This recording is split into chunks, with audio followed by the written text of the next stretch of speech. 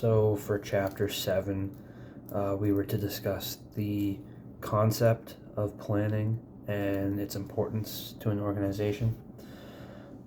Basically, planning is having a goal for your company, pairing that with a plan, which is basically like a blueprint to how you're going to attain your goal. And then those two together is what planning is.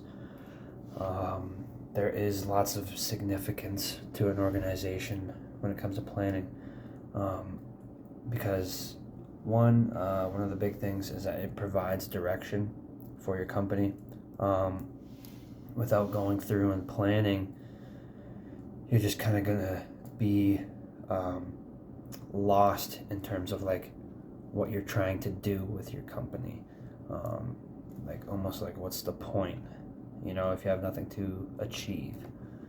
Another thing is that it reduces overlapping and wasteful activities. So basically for this, if you plan right and plan properly, then there's no confusion in what needs to be done. Time will be maximized because you won't have to worry about, did we already do this? Will this action do the same thing as this action? You'll already have that planned out and sort of defined. So that's another reason why planning is good. And then another thing is that it reduces risk and uncertainty. So this is big because if you're able to identify any problems through your planning process, you can do what you can to avoid them. And if you can't fully avoid it, then you can do what you can to minimize that sort of risk, because risks and uncertainty are always going to happen. But if you have a proper planning process, you might be more prepared for it and take less of a hit. When it comes to planning, there's different levels of planning within an organization. You have your strategic planning, which is for the organization or company as a whole. When planning this out, it's more of like a long-term plan over a few years or something like that, and it's sort of all together, the company. Next, you have your tactical goals, which are your major divisions within your company. And basically, this plan will support your strategic goals. So a lot of the times, each major division have their own set of goals and their plans to achieve those goals, and then you combine those together, and over a few years you will get your strategic goals. And then next you have your operational. These are more of like the departments, your individuals, sort of like your day-to-day kind of thing.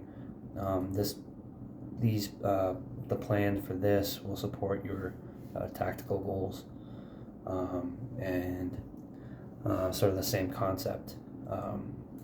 Different departments with their own operational goals, put them all together over a shorter period of time, could be even day to day, and you will attain your tactical goals.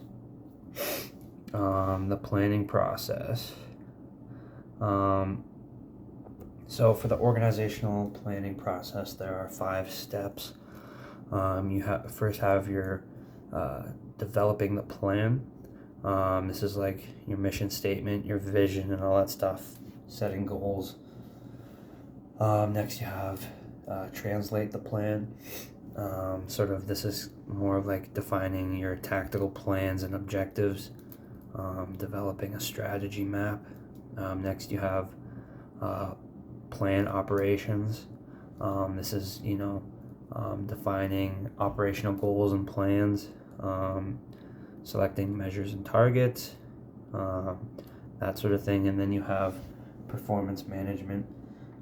This is where management by objectives comes into play here. And then your final step is to monitor and learn. You can hold different meetings, planning meetings and stuff like that. So those are the 5 steps for the organizational planning process. The next question is goal setting, why it's so important. So basically, goal setting is important because it helps guide your focus. It gives you something to focus on. It gives your company something to focus on, individuals, employees, stuff like that. And it sort of can help sustain a sense of like momentum for your company, because there'll be less like standstills, sort of like, oh, what do I do now? That's why goal setting is very important. You can have your bigger goals like we talked about before, and then your smaller goals, and so on. So you keep attaining those little goals, and it gives you something to focus on. There are criteria for goal setting. Some of the big ones are, is it measurable? That way you can easily define whether you achieve that goal, whether it's like through number of sales or amount of profit that you bring in. Another one would be, is it specific?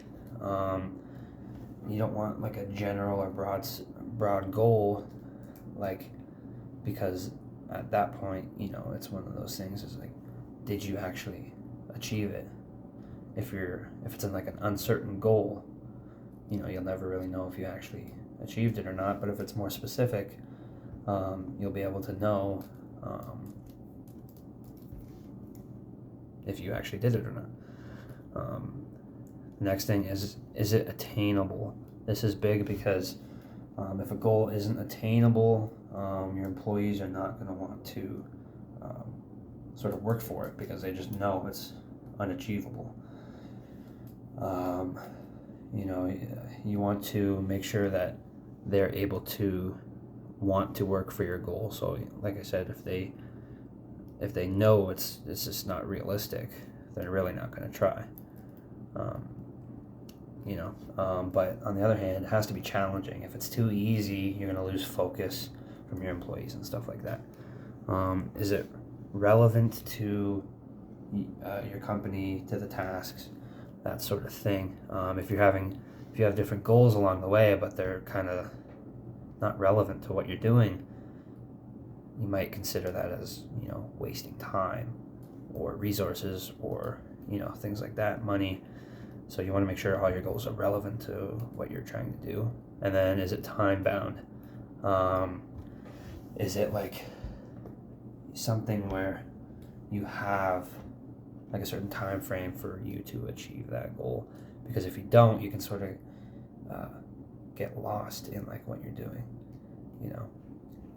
If I'm trying to achieve a goal and don't have like a certain deadline or something like that, I can just put it off and put it off and put it off. The last one is, what is MBO? So MBO is management by objectives, where managers sort of define goals for each department, and be able to monitor them.